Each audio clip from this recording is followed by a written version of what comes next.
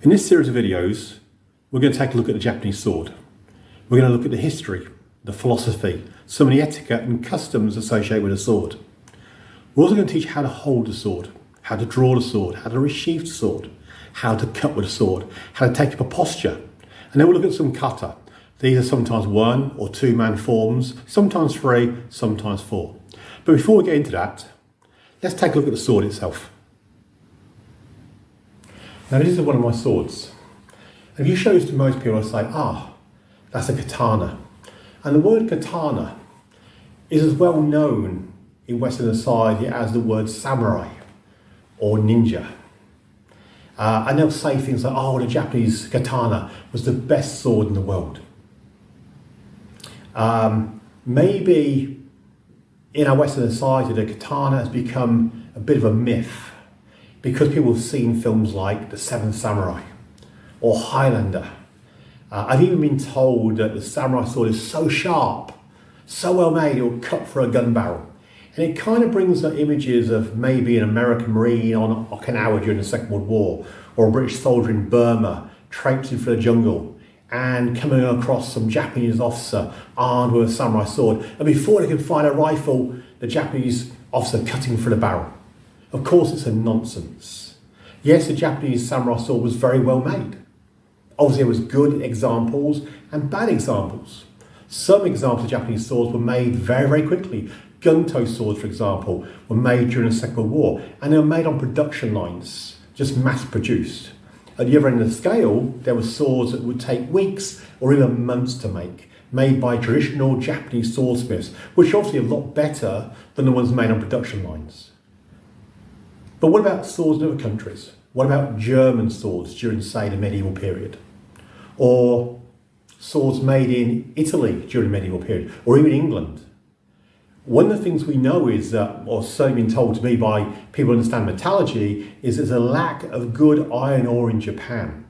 Whereas in places like Germany and England and Spain, where you have these Toledo blades, or in Germany, Solingen blades, there wasn't a shortage of some very, very good iron ore. And one of the things that Japan has always been very short of is this iron ore. And so, is there any evidence that a Japanese sword was actually any better than other swords made elsewhere? Probably not. As an archaeologist, I've seen some very good examples of Viking swords and Saxon swords. You can actually see the folding in the blades of those swords. There's no doubt about it. Even back in the 6th, 7th and 8th centuries, they would have been very, very good swords. Now, of course, that's not to take away what the samurai sword is. There's no doubt it is a very, very good sword. But it doesn't mean it's the best in the world. There are equally, in other cultures, some very, very good swords. In fact, I heard a story once in regard to, I think it was around about the 1800s, where a visiting naval officer was in Japan and a samurai drew his sword and cut down to a block of wood 2 inches to show how good his sword was.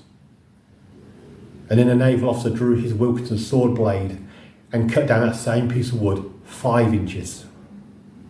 Now, it's probably that the Japanese sword was quite a bad example, and maybe the English sword was a very good example, but it just kind of illustrates that, yes, there was good swords made throughout the world, and we should be thinking that a Japanese sword was the best sword ever made, but it was a very good sword. So let's take a look at some of the parts of the sword before we move on. Let's start at this end. This is the butt end of the sword. It's the butt end of the handle, but it's not just a butt end. This is actually a weapon itself.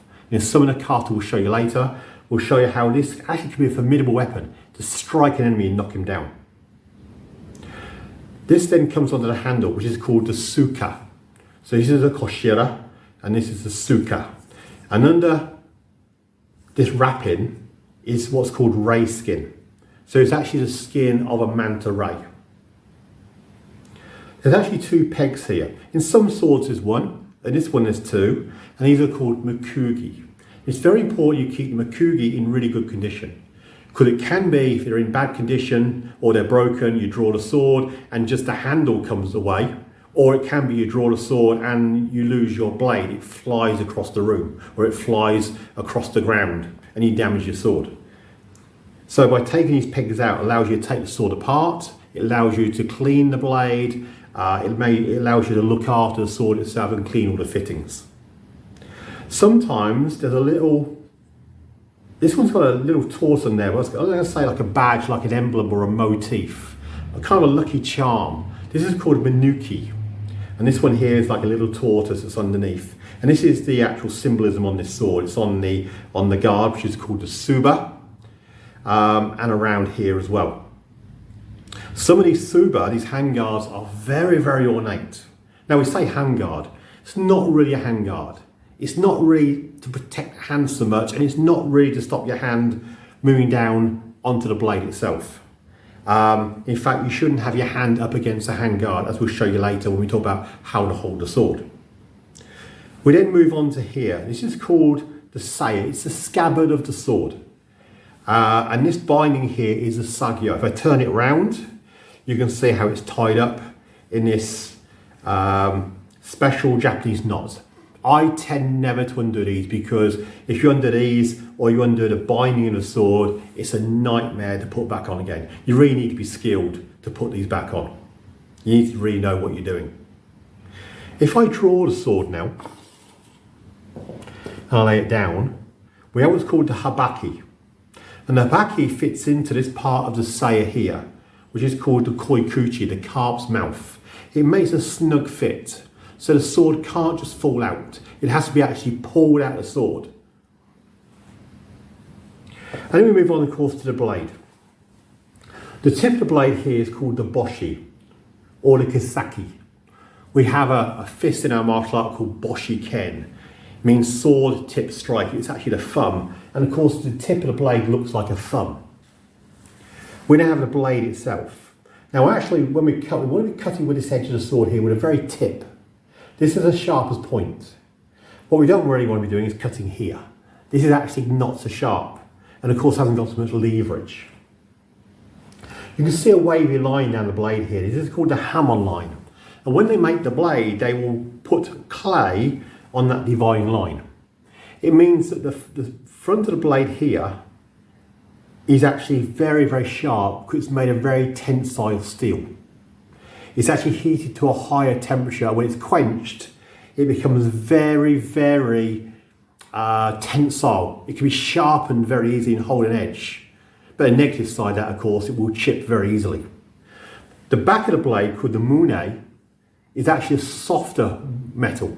It's the same metal, but because it's been covered in clay, it's softer. So it actually provides the flexibility to the weapon. Whereas the edge is very sharp and is for cutting, the back edge provides the flexibility.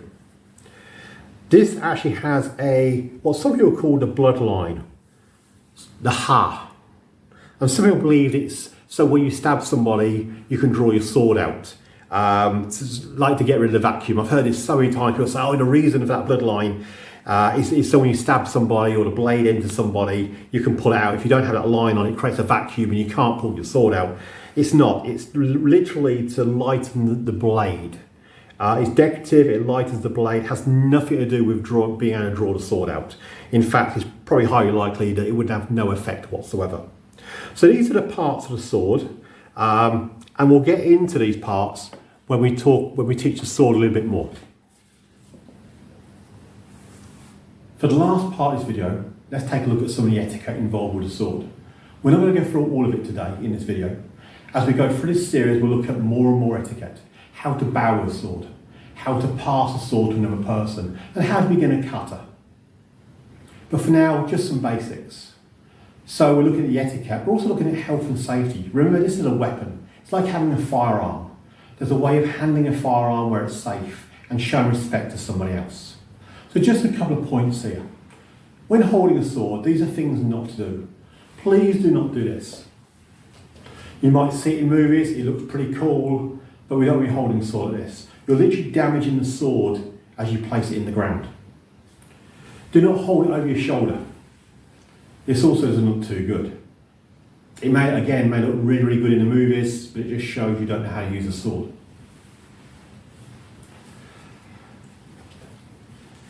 If you're going to hold a sword, you're going to put in your belt. I put my forefinger around Tsuba here. This shows respect to people around me. It shows I'm not going to draw the sword, but it also stops the sword coming out falling out of the saya itself. And I place it in my belt. And I place my left forefinger over the sword. Now I can listen to what the teacher's telling me, I can listen to instruction, but I've got a firm grasp on his weapon. My forefinger over the tsuba shows respect. It shows I'm not suddenly going to draw the sword. We can hold it by our side. This is fine too. We would call this the Shizen no Kamae. If the blade is drawn, then hold it down by the side here. This is fine. And of course, when finished with it, take the sword and resheath it. Never slam the sword into the saya. Again, sounds cool for a movie when you slam this in, but then it will break the makugi, the pegs. Next time you draw the sword, you might just pull out a handle, or you draw the sword and the blade flies across the room or the ground you're at and probably hurts somebody. So just basics. Hold the sword here, place it in your belt, in your obi, and secure it with your finger. Or if the blade is out, I'd always say, if you can, please put the blade back. But if you're halfway through a technique and suddenly you're stopped and the teacher tells you something or is making a point, then this is fine too, just having the blade here and holding it to the side. Again, don't hold it here like this. This is absolutely fine. But if the blade's not in use, and place it back in the saya. So that's it for this video. I hope it gives you some real basics of the sword. And in the next video, we're going to look at how to hold the sword and then how to draw the sword. And we'll build it from there. So please stay tuned, subscribe to the channel, and very shortly we'll have the next video. Thank you for watching.